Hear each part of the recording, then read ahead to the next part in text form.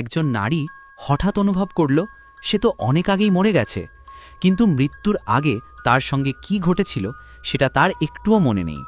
এখন তার আত্মা বন্দী হয়ে আছে এই রেল স্টেশনে। যখনই সে স্টেশন ছাড়ার চেষ্টা করে, এক অদৃশ্য দেওয়াল তাকে থামিয়ে দেয়।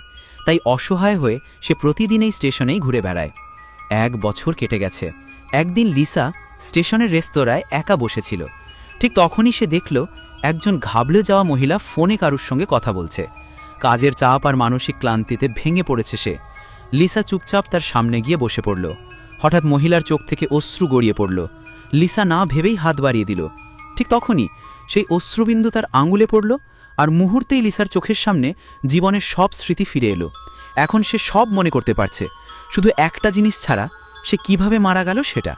লিসা অবাক হয়ে গেল। তার তো সুখের জীবন ছিল, তাহলে সে আত্মহত্যা করল কেন? ঠিক তখনই সে প্ল্যাটফর্মে 3টি মুখ দেখল, তার বাবা, মা আর প্রেমিক। আজ তার মৃত্যুর প্রথম বার্ষিকী, আর তারা ফুল দিতে এসেছে।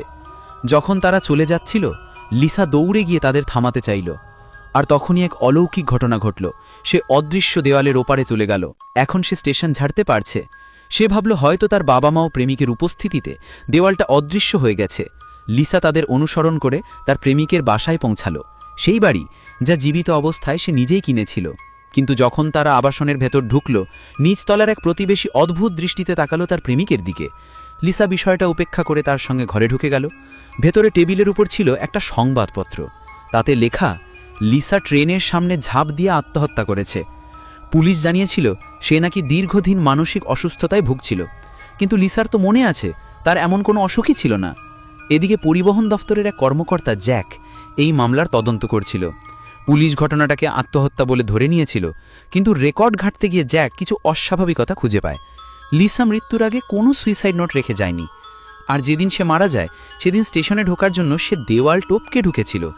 কেউ আত্মহত্যা করতে গিয়ে এমন কাজ করে? জ্যাক স্টেশনের মানচিত্র নিয়ে প্রতিটি কোণ ঘুরে দেখল, আর তখনই সেই মামলার প্রথম সূত্রটি খুঁজে পেল।